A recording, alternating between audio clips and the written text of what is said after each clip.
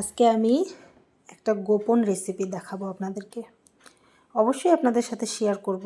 এই রেসিপিটা দেখতে হইলে ভিডিওর শেষ পর্যন্ত দেখতে হবে।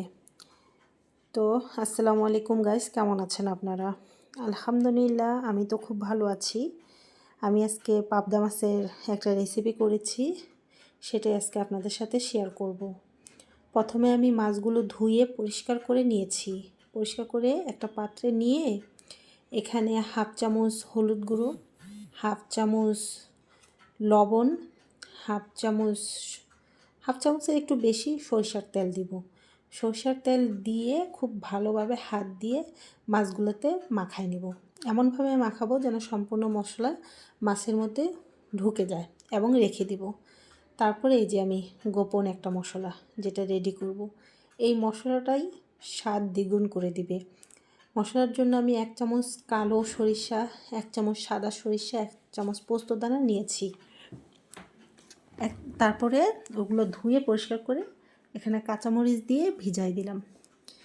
ভিজানোর পর এদিকে আমি একটা ব্লেন্ডারে একটা টমেটো, কিছু পেঁয়াজ কুচি নিয়ে ব্লেন্ডার করে নিব।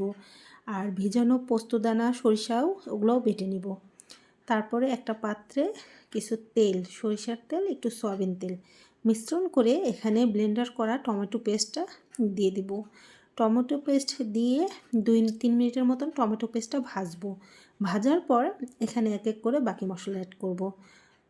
লবণ, হলুদ গুঁড়া, মরিচের গুঁড়া, ধনিয়া জিরার গুঁড়া, আদা রসুন বাটা, সমস্ত মশলা দিয়ে খুব ভালোভাবে মশলাটাকে এখন কষাবো।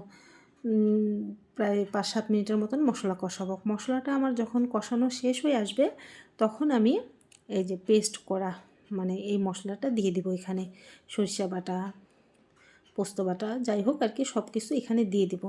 দিয়েও আবার একটু মশলাটা কষাবো, খুব ভালোভাবে কষায় নেব। কষানো হয়ে গেলে এখানে আমি এক এক করে সমস্ত মাছ দিয়ে দিব। মাছ দিয়ে মাছটা হালকা আলতোভাবে নাড়াচাড়া করে পরিমাণ মতো পানি দিয়ে দিব। আপনাদের কাছে যদি আমার এই রেসিপিটা ভালো লেগে থাকে অবশ্যই একটা লাইক, একটা কমেন্ট, একটা শেয়ার দিয়ে দিবেন। আর রেসিপিটা কেমন হয়েছে অবশ্যই আমাকে জানাবেন। আর পরিমাণ মতো এখন একটু পানি দিয়ে হালকা ঢেকে দিব। ঢেকে 5-7 মিনিটের মতো জাল হবে। জাল হওয়ার পর আবার ঢাকনাটা তুলে নিয়ে আমি উপর থেকে ধনিয়া পাতা ছড়াই দিব। এই ধনিয়া পাতা ছড়াই দেওয়ার পর 2-4 মিনিটের মতন ঢেকে রাখবো। আসলে এভাবে পাবদা মাছটা রান্না করলে খেতে অসম্ভব মজা হয়। অনেক মজাদার একটা রেসিপি। অবশ্যই আপনারা বাসায় ট্রাই করবেন। ট্রাই করে আমাকে কমেন্টে জানাবেন। আর ভিডিওটা দেখার পর কেমন হয়েছে তাও বলবেন। আপনারা সবাই ভালো থাকবেন। আল্লাহ হাফেজ।